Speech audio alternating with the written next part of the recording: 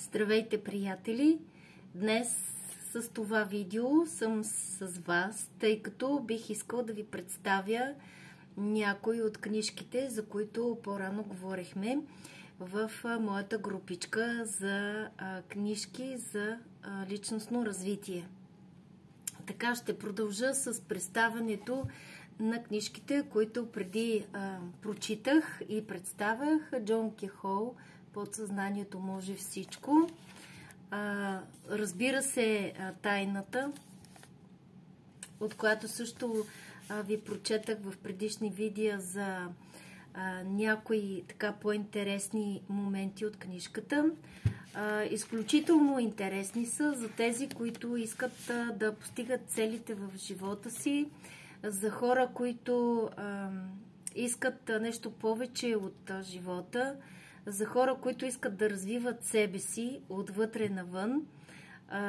Книжките са страхотни, препоръчвам ги горещо, така че може да се снабдите с тях от книжарниците, продават се свободно в тях и да работите върху себе си. За тези, които обичат по-задълбочено да работят със себе си, е добре да си извлечат по-важните моменти от Подсъзнанието може всичко на Джон Кохол и на Тайната също, да си направят записки и да работят по своите записки.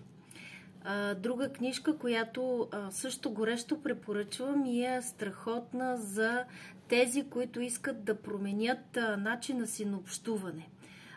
Полезна е книжката за всеки един човек, тъй като ние постоянно общуваме с хората, ако щеше и с хората в семейството. Така че тази книжка се казва "Как да печелим приятели и да влияем на другите" на Дейл Карнеги.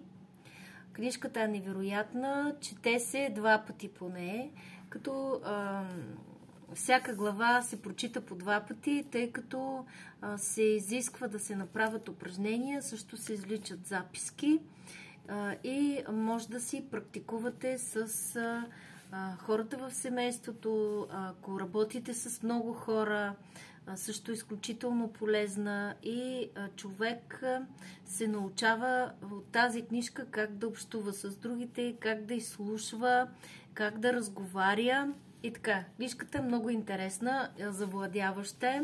Определено ще научите много неща от нея. Друга интересна книжка, която наскоро също прочетах, това е на Брайан Трейси "Как да постигаме целите си". Така че книжката също е много поучителна. Ще срещнете преплитане на теми от книжките, които показах до сега, само че в малко по-друг аспект.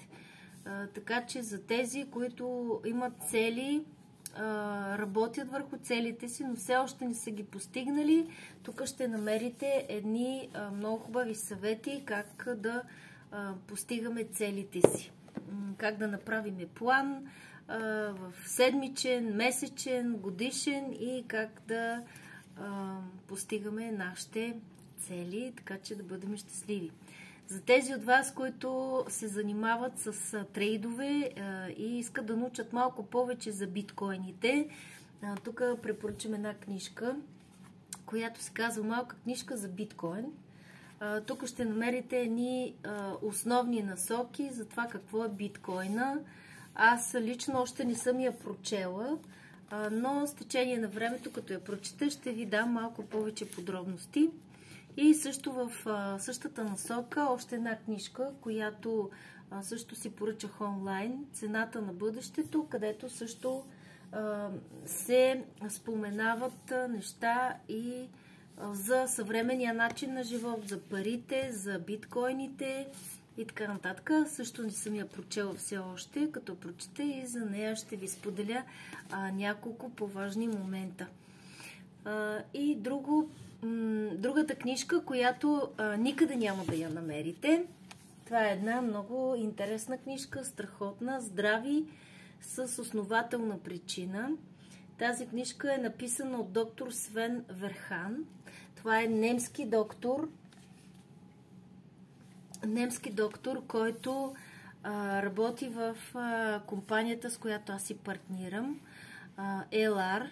И в нашата компания има научен съвет от доктори специалисти, които изследват всеки ден, така казано, чудото на природата алоe вера, защото това е една уникална билка, която дори в Библията е спомената и са се лекували хората още по библейско време и преди това. И другата насока, в която работят докторите и специалистите в нашата компания ЕЛАР, е, че разкриват се нови възможности за подобряване здравето на човека, тъй като ние живеем в един забързан, нездравословен начин на живот, с нездравословно хранене, с много изкуствени храни, подобрители, отцветители, стабилизатори, които замърсяват нашия човешки организъм, както и високата степен на стрес, който също предизвиква по-голям процент от заболяванията в нашето тяло. Така че в тази книжка той обяснява с най-големи подробности за нашето здраве, на какво да наблегнем, какво трябва да приемаме, така че да бъдем здрави, как да ги приемаме нещата и така нататък. Книжката няма откъде да я намерите, за разлика от другите, които ви показах, тъй като тази книжка е дадена само на хора, които са партньори на нашата компания ЕЛАР. Така че за тези, които се интересуват от здраве, от здравословно хранене, ще се опитам в серии от видеа да прочета тази книжка и да ви запозная с съдържанието на книжката. Изключително полезна е за здравето на човека. И тъй като говоря за нея, ще започна тук от една от страничките на книжката, която ми направи много силно впечатление. И така, говорим за здраве, книжката е за здраве. Здрави с основателна причина се казва. Нашият свят се променя, той стана по-предизвикателен в много отношения. Това се отнася и за нашето здраве и способността ни да се регулираме. Опитът и механизмите на нашите предци работят само в ограничена степен в нашето ежедневие. Съвременният свят се е променил твърде много в областта на храненето, стреса, физическата активност и околната среда и ще продължи да се променя. Медицината е важна. Тя лекува болести и симптоми. Това е правилно и необходимо. Ако къщата гори, гася пожара, а след това се уверявам, че няма да се запали отново. А това означава, че се грижа за здравето си. За да останем здрави и жизнени в този свят е важно да възприемем нов подход към себе си и към тялото си. Такъв, който се основава на разбирането за прости, но далеч достигащи връзки. Снабдяване, черва, метаболизъм. Да обръщаш внимание на тези неща означава да се обръщаш към самия живот с удивление и уважение. Защото животът е този, който ни е дал телата ни. Именно, тялото ни дава възможност и ни осигурява всички чувствени и други удоволствия. Неговото благосъстояние е основата и предпоставката за качеството на живот и радостта от него. Нека се погрижим за него, просто от любов към себе си и към чудото на живота, което е всеки един от нас. Това е здраве със сърце и ум. Това е преосмислено здраве. И тук отиваме вече на първата глава снабдяване и метаболизъм. Вярвайте ми, ще срещнете много интересни неща, които, както казах, никъде няма къде да ги прочетете, нито пък да ги чуете. Дори в Google няма да ги намерите, вероятно. Снабдяване и метаболизъм. От момента на зачеването ние сме зависими от грижи. През първите 9 месеца в утробата на майката ние я преживяваме като пълна грижа, която включва всичко, от което се нуждаем. Топлина, кислород, хранителни вещества, всичко това идва при нас сякаш от само себе си чрез кръвта на майка ни. Нейната грижа е наша грижа. Именно тук се крие специалната отговорност на бременната жена. Но дори и след раждането, първоначално ние сме изцяло осигурени от други хора. Майчиното мляко ни осигурява оптималния състав от вещества, които ни помагат да се развиваме. Добре хранената майка дава всичко на детето си. Следващите години са процес на прерязване на пъпната връв, също и по отношение на храненето. В зависимост от това какво предлагат родителите и от предпочитанията на детето, то расте с повече или по-малко добро хранене.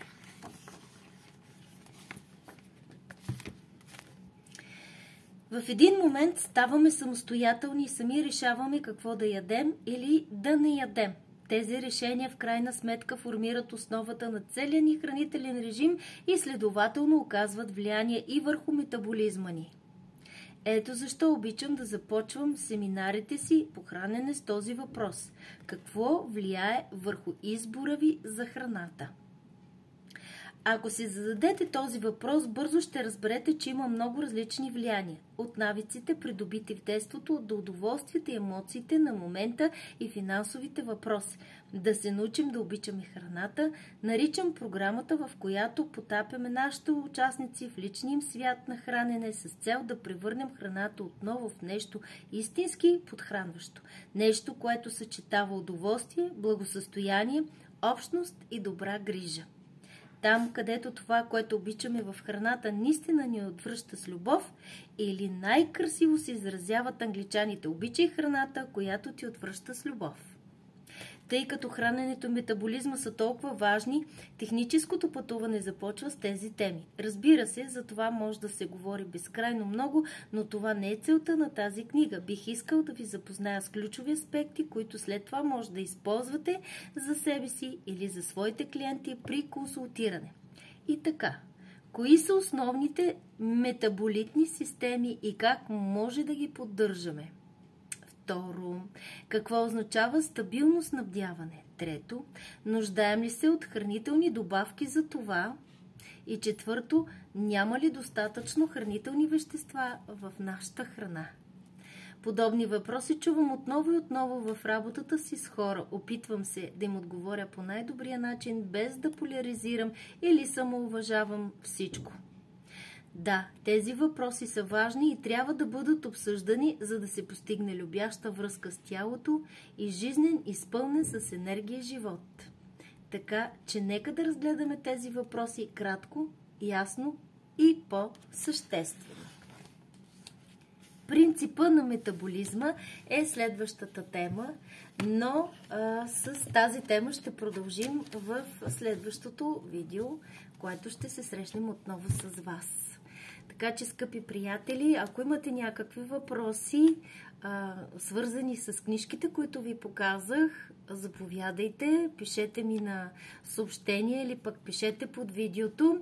Чувствайте се свободни да коментирате неща, които ви вълнуват, и може да дискутираме също нещата от книжките. Може да предложите също книжки, които вас са ви заинтригували и които са ви направили впечатление. Така че за сега ви желая един прекрасен следобед и бъдете здрави. До скоро! Чао, чао!